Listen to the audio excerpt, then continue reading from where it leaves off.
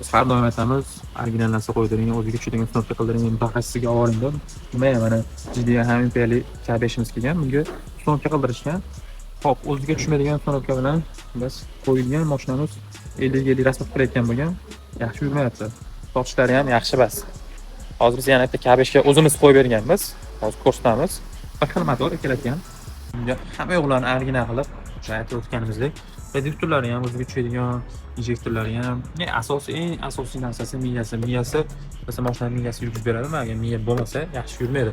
Miyani original qo'ymasangiz hech qachon effekt topa olmaysiz. Siz o'ylayotgan, Instagramda ko'rayotgan narsangizni umuman ko'rmaysiz. Filtr albatta ikkita qo'yish kerak. Monogazli filtr qo'ymasangiz mashina bas filtr qo'ymasangiz umuman yo bo'lsa ikkita qo'yish kerak bundan yoki bitta monogazli, bitta anazli qo'yib olishingiz kerak. Mashinangiz yaxshi yurishi uchun.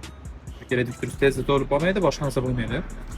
Aytayotganimizda iloji boricha original narsa uстановка qildiring mashinangizga. K5 bo'ladimi, Matiz bo'ladimi, farqi yo'q. Siz o'sha mashinada tirikchilik qilyapsiz yoki bitta ishga borib kelyapsiz. Rasxod qilmasligingiz kerak ortiqcha. Shu sababdan original qo'ydiring. Obuna bo'lish esdan chiqmasin.